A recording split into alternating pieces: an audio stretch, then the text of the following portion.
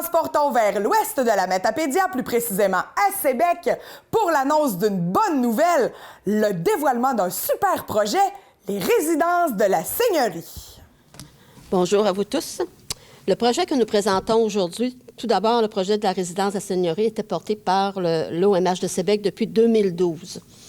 Par la suite, la municipalité a fait un appel auprès des organismes d'habitation de secteur pour changer le porteur du projet de résidence pour les personnes âgées. En 2015, les appartements Pierre Brochu s'est porté intéressés à poursuivre le projet. L'objectif de base étant d'offrir des logements de qualité pour les aînés en légère perte d'autonomie. Service de repas 2 fois par jour, dîner-souper, entretien ménager 1 fois par semaine. Nous n'offrons aucun service de soins infirmiers et d'assistance personnelle tels que soins d'hygiène généraux, aide à l'alimentation ou à la mobilisation, aide aux prises de rendez-vous, distribution de médicaments. Suite à l'évaluation du projet, le lieu a été changé. Présentement, la nouvelle résidence sera reliée par une passerelle à celle de l'immeuble Ross. Les avantages sont que les résidents de ce bloc vont pouvoir utiliser les services offerts de la nouvelle ressource, comme l'ascenseur, les services de repas et participer aux activités. Tout cela dans le but de briser l'isolement de nos aînés. Et cela va nous aider aussi à consolider des emplois dans notre municipalité. En deuxième lieu, les appartements Pierre Brochu ont fait la demande de pouvoir avoir la gestion des blocs Yvon Saint-Pierre et Robert Ouellette, soit des ACL et des LAQ. Saint-Pierre et Ouellette, c'est 20 unités. Les appartements Pierre Brochu, c'est 12 unités. Fait que présentement, pas présentement parce que là, ce n'est pas encore cédé, mais nous allons avoir à gérer 32 unités.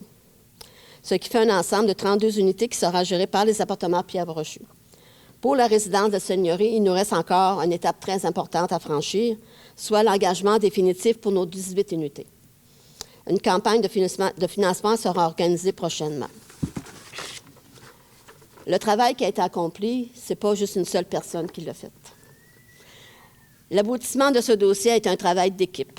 De la SHQ, M. Christian Bourgeois, conseiller en développement et suivi de projet, Mme Ève Chevalier, conseillère en gestion, les habitations populaires de l'Est, Groupe Athéna, Marie Duchesne, gestion de projet, le bureau de M. Pascal Bérubé, M. Marc-Olivier Caron, attaché politique, les appartements Pierre Brochu, moi-même, comité de développement socio-économique de Sébec, Pascal Turcotte, à l'époque, était agent de développement économique et culturel.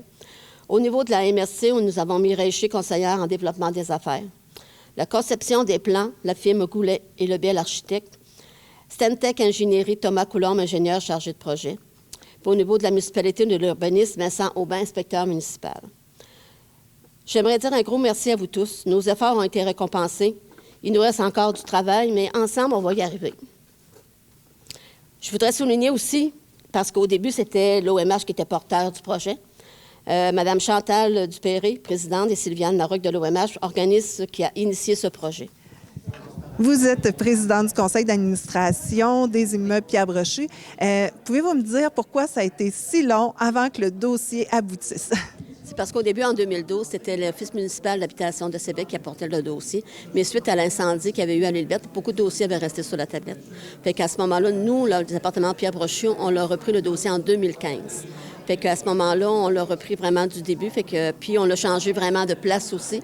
Fait que c'est automatiquement, il a fallu refaire des tests de sol, il aura fallu faire plein de choses. Fait que c'est pour ça que c'était plus long.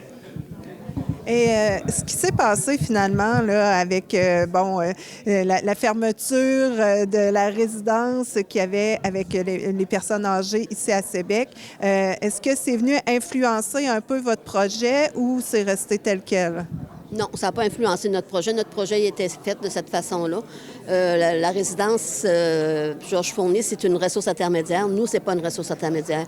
Fait que ça n'a pas influencé du tout notre projet. Puis d'ailleurs, notre projet était déjà en cours.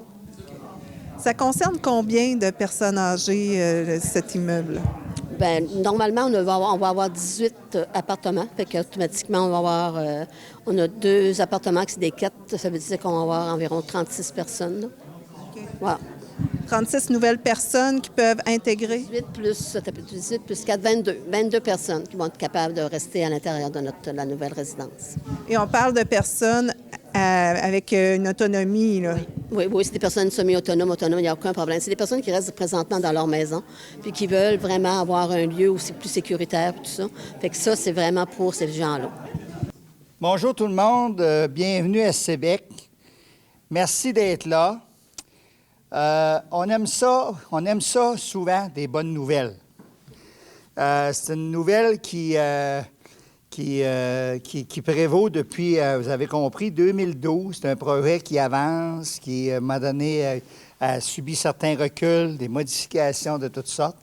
Et évidemment, ce matin, on est content, fiers de s'associer à l'organisme les appartements Pierre Brochu qui ont pris la relève au dossier pour signifier ce projet. On n'a pas parlé d'argent, mais on sait que ça représente un investissement très intéressant. Alors, ça vient contribuer à l'offre de services. Comme je le disais tout à l'heure, Mme Roussel de TVC, c'est que on est une municipalité, on se considère comme étant une petite municipalité. On est quand même la 3e en importance dans le giron de la MRC de Matapédia. Et nul besoin de vous dire qu'avec l'ensemble des services que nous offrons, malgré tout, on réalise qu'on fait beaucoup avec les efforts qu'on fait en sorte qu'on fait beaucoup avec la population que nous avons. Puis, évidemment, nous avons espoir de développer encore davantage cette offre de services, que ce soit à quelque niveau que ce soit, et qu'on pourra annoncer éventuellement d'autres beaux projets qui pourraient être similaires, qui pourraient être en connexion avec ça, et d'autres projets de toutes sortes. Alors, je tiens à vous dire qu'on est très actifs, non pas dans l'actualité, mais on est très actifs. Les petits hamsters courent vite. Puis les canards nagent rapidement aussi sous l'eau, en espérant qu'il va se passer des belles choses. Alors, merci beaucoup d'être là. Merci, bravo. Merci à tous les membres de l'administration de Pierre Brochu de vraiment permettre à Sébec de rehausser son offre de service. Puis bravo, puis espérons que ce projet-là, là, on va le voir grandir, puis on est à la veille de voir la pelle plantée, puis tout ça. Là. Fait que, salut tout le monde, bonne journée. Bien, bonjour tout le monde. C'est toujours un plaisir de venir pour, effectivement, qu'on a des belles annonces comme ça. Puis je vais renchérir un peu ce que M. Bézil disait. Effectivement, tous les projets ou tous les exercices qui se font à Sébec ne sont pas toujours par conférence ou actifs de façon de nouvelles importantes, mais comme on le voit dans ce projet-là, ça prend des années, des fois, à aller vers un projet. Puis ce qui est rafraîchissant, c'est de voir que Sébec, les communautés de la Matapédia sont toujours en action, puis sont toujours visionnaires, puis on essaie de devancer ou justement de préparer des projets pour que souvent, puis le nerf de la guerre, M. Bézil l'a dit aussi, c'est toujours le financement. Fait que quand le financement arrive, ou il y a un programme qui s'ouvre, ou on travaille pour en faire ouvrir un, bien, on saisit l'opportunité qui est là parce que justement, nos communautés ont pu saisir d'avance ou ont pu avancer des projets, puis on peut saisir à ce moment-là les choses qui arrivent. Donc, effectivement, puis des projets comme ça, c'est vraiment des projets pour la communauté. C'est ça qui est rafraîchissant aussi, c'est de voir que malgré les grands défis qu'il y a dans nos collectivités, les gens ont le goût de rester chez nous. Les gens veulent aussi avoir de la qualité, ils veulent avoir des beaux moments de vie.